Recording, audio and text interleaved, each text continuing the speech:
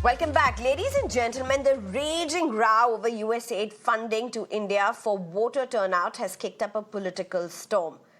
Well, Congress's Jairam Ramesh, sharing Finance Ministry's annual report for 2023-24, stated that the contentious USAID scheme was engaged in 7 projects, and this was being done in collaboration with the current government with a combined budget of approximately $750 million. Not a single of these projects has to do with voter turnout, claiming that none other than the Union Finance Ministry has thoroughly exposed the lies of the Prime Minister and what Jairam Ramesh called the Jhoot Brigade.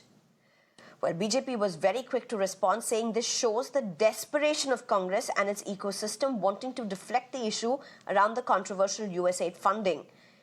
The USAID projects in question, Amit Malviya claimed, are official government-to-government partnerships transparently executed as externally aided projects, that's EAPs, and the centre simply channels these funds to states for development, which is well within the framework of cooperative federalism. So who is saying the truth? In fact, the question is, who is lying about US aid to India in connection with voter turnout and attempts to influence elections in India? In his 5th public statement in a week on the issue, US President Donald Trump on Saturday claimed that the Biden administration allocated $18 million in funding to India to help with its elections.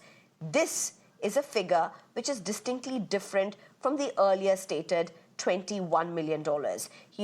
His remarks come after his Department of Efficiency listed as $21 million in funding for India for voter turnout, channeling via the Consortium for Elections and Political Process Strengthening, a group based in Washington, D.C. So who is stating the truth and what really is this all about? But first, let's listen in to what Donald Trump said. $18 million for helping India with its elections. Why the hell? Why don't we just go to all paper ballots? Let them help us with their elections, right? Voter ID. Wouldn't that be nice? We're giving money to India for elections. They don't need money. They take advantage of us pretty good. One of the highest tariff nations in the world. We try and sell something, they have a 200% tariff, and then we're giving them a lot of money to help them with their election. Well, I'm being joined at this time by Salman Soz, who's a spokesperson for Congress, as well as Karan Verma, who is an author. Thank you very much, both of you, for joining me. Well, first, let me just come to you, Salman Soz. You, of course, there's been a strong response from the Congress this time to what the claims have been. And in fact, it was just on Saturday that the External Affairs Minister said that these are very serious allegations and we will look into it, we will probe into all of these things. Now, what's the point that you are making? Because you have taken out, you are saying that the Finance Ministry itself has exposed the government's stand. How? I think we have to go back a few days when the US president talked about this USAID funding for election purposes, et cetera, et cetera. And of course, the BJP's factory of lies thought that they would basically get an advantage by trying to attack the Congress party. Now, the BJP has been in power for now more than 10 years at the center. Any funding that comes into the country, of course, the government has full power to check what it is coming for. But the BJP, despite being in government, feels like it's a Nikami Sarkar. It is totally powerless and can't do anything. And then they behave as if they're the opposition party. So this was happening, and everybody jumped in, and the whole IT cell of the BJP. And then, unfortunately, what happened was the Vice President of India also got involved, which was very, very unfortunate. We should not be parroting, the whims and fancies of a foreign government's president.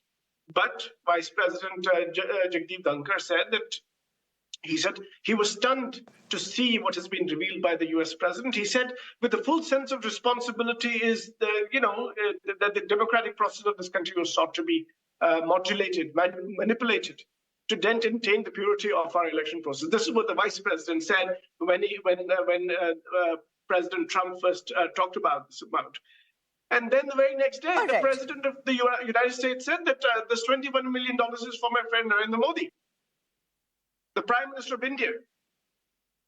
And then we have to ask if the Vice President of India feels that the President of the United States speaks with responsibility, then is the Vice President insinuating that we should be filing an FIR against the Prime Minister of this country? Because clearly what the President of the United States seems to be suggesting is that he gave his money to his friend Narendra Modi. And now, the very next day, the President of the United States basically talks about some other number and then comes up with this whole idea that India has very high tariffs, etc. I don't know what he's planning to do about it. But, it doesn't seem to me to be a situation where India should be, India and Indian political parties should have to. So what essentially are you saying has this financial document done? The finance report, what does it prove according to you? Yes. Well, the finance ministry basically, what it proves is the following: that there are 7 active projects, USAID projects, that the government of India has documented, and none of them, 0, have to do with elections. 0. Elections of any time.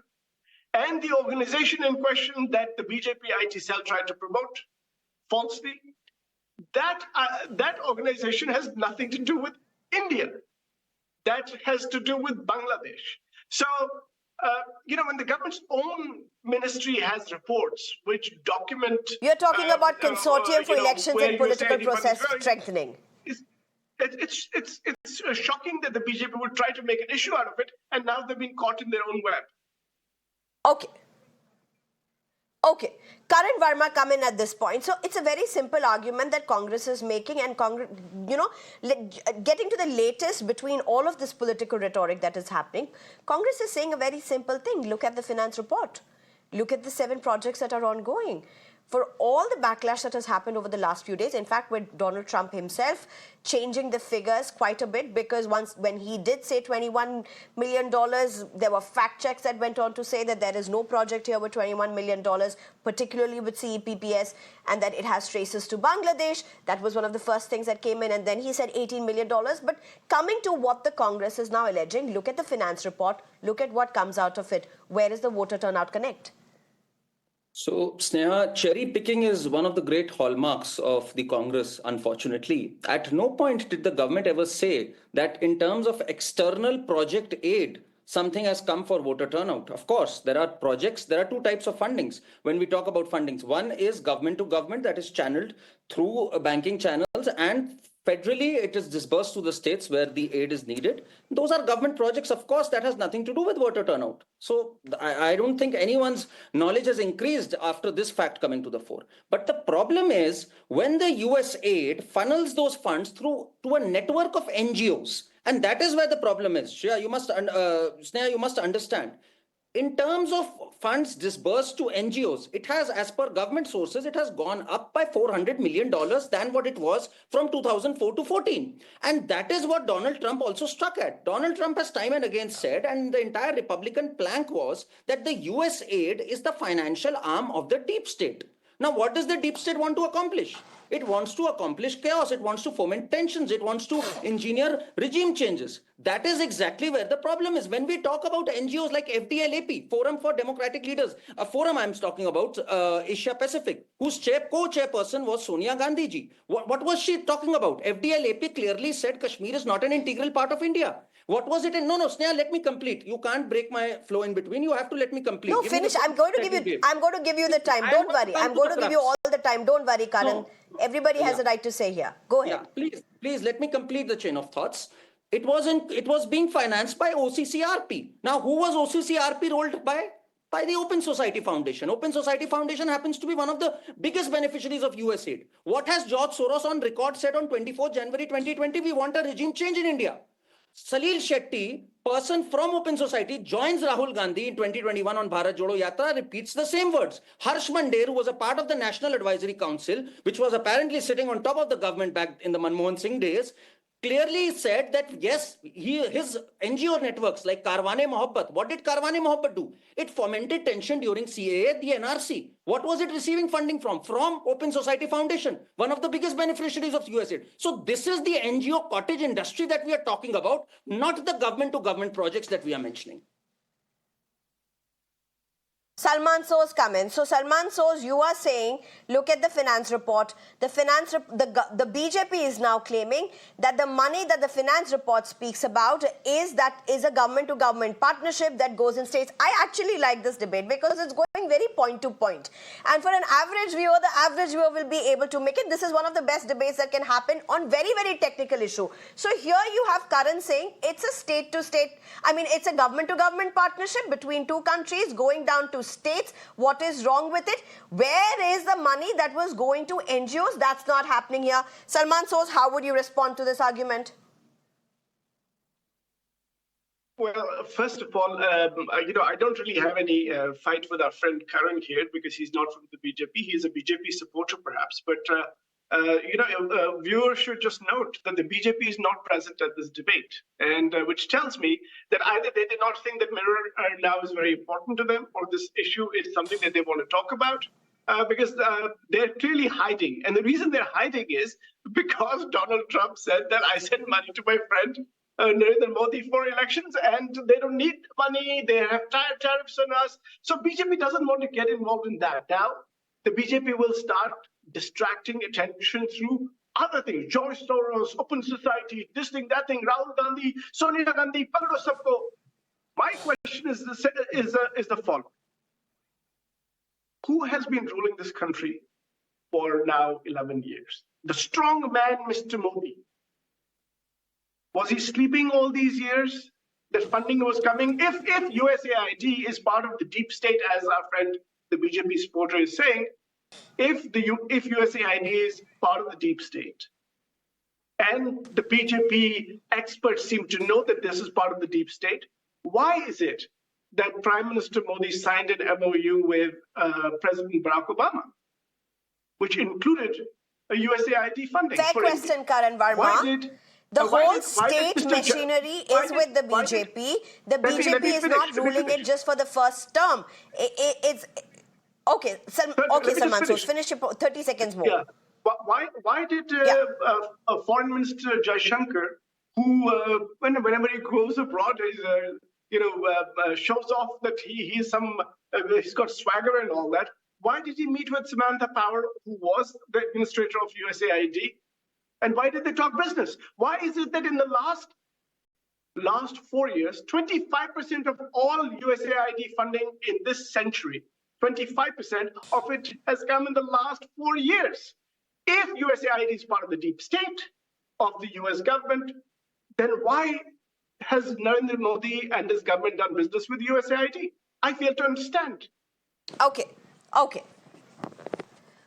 Karan Verma, come in here. So let me just break this down for our viewers as well. Karan Verma, of course, you have the question of what Salman Soz says, that this is just a desperate attempt to digress attention from the larger questions. But that apart, you can come to that. More importantly, what Salman Soz at this point is raising is essentially this, that if at all a government that has been in power consecutively has been knowing and has the entire machinery with them and knows that there is a USAID-like collateral damage, if that's what I can really say, a word that I can really use, politically wrong, but if you just look at how the allegations are coming out, that's literally what it seems to coming up with. Why is this USAID affiliated fundings, all of that collaboration still going on is what the Congress is asking?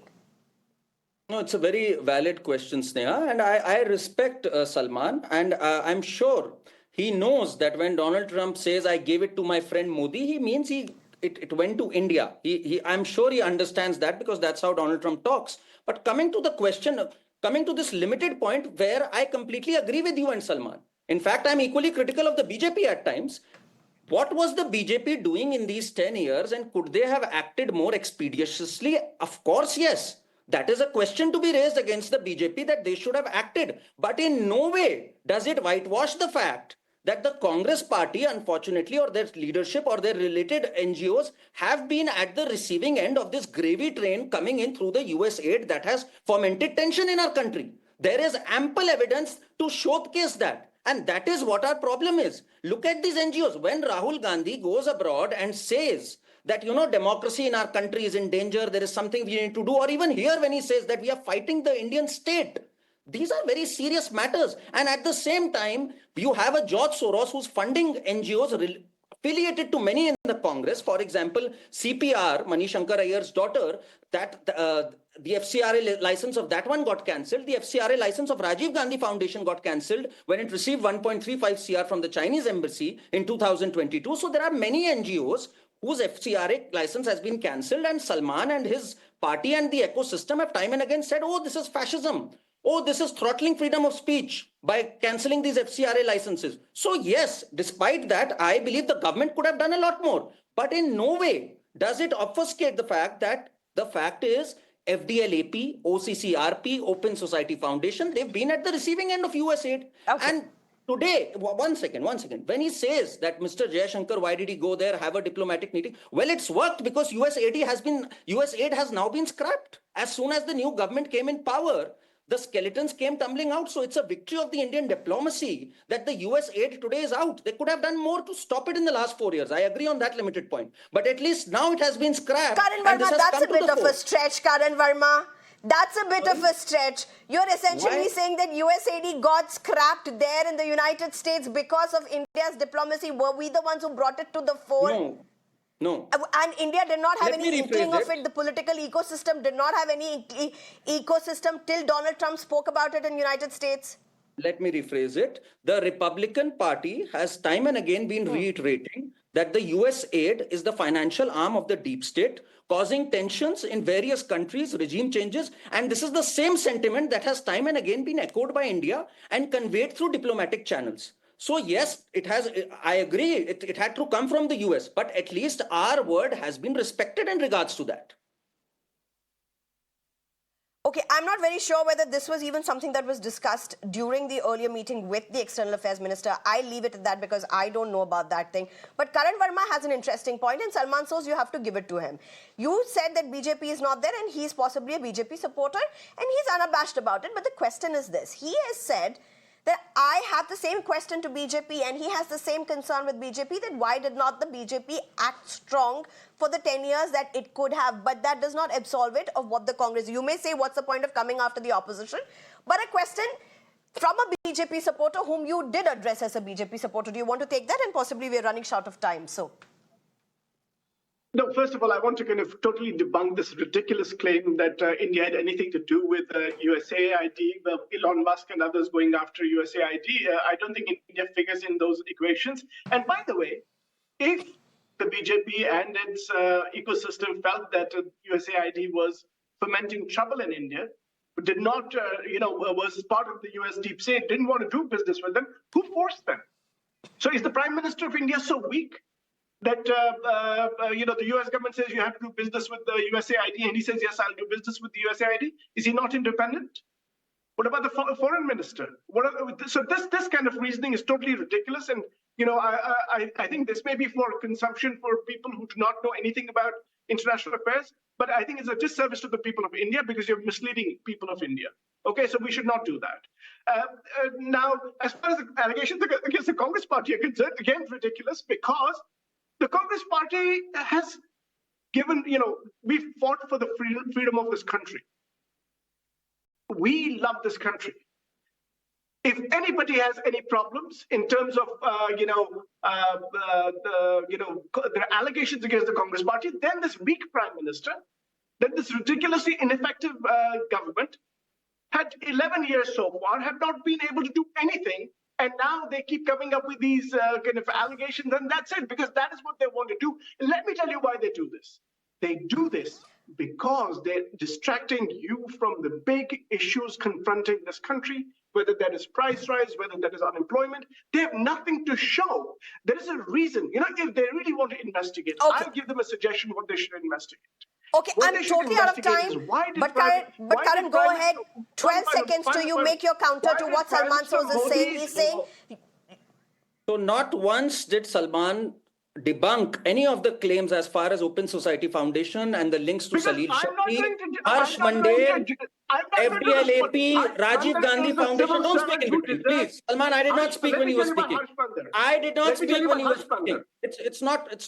It's really not No, but you right. can't just keep I Okay, did making not Karan, speak. Karan, go ahead. You cannot Karan make Verma, go ahead, allegations He and did 10 not seconds. Karan speak. Verma, allow He Karan did Verma, not last speak word. I about allow Rahul Gandhi saying Salman Soz. if you fighting. have proof, Look how show he's us the proof. exposed. Now that he's getting Show us exposed, the he's proof. getting rattled. Don't do that, Karan Salman. Verma, go ahead, No, make show your us the point. proof, Salman my Soz, brother. allow Show Karan us the Verma. We've proof. had a This well, is so I, unfair. both of you have had your sides to speak. This is so Come on, unfair. come on, come on, come on, Salman Soz. Both of you have had your sides to speak, unhinged at all. Karan Verma, your last 10 seconds, please. Yeah, please. He did not speak about Harsh Mandir. He did not speak about Sonia Gandhi being co-chair of FDLAP. He did not speak about George Soros and the Rahul Gandhi connection in terms of Rajiv Gandhi Foundation. None of them he has an answer to because he knows there is no answer to this and there has been a quid pro quo there. Yes, the government is inefficient, but that doesn't absolve you and All you've right. not been able to answer any of these claims. Okay. Okay, Salman Soz, I'm totally out of time, but I'm going to say a statement. Yes, Salman Soz did not answer the questions that you say, Karan, that he should have answered, but he has raised certain questions that BJP hasn't answered either. So we'll just leave it at that. I'm sure this is not the last word that we are hearing on this. These are huge controversial issues, whether it be allegations of deep state at work or whether it be just foreign hand. All of these are allegations, and we'll have to see which way this really goes beyond just the political rhetoric. But Salman Soz, as well as Karan Verma, thank you very much for your time and for your very strong arguments. Time for a very short break. On the other side, my colleague Shreya Upadhyay takes it over.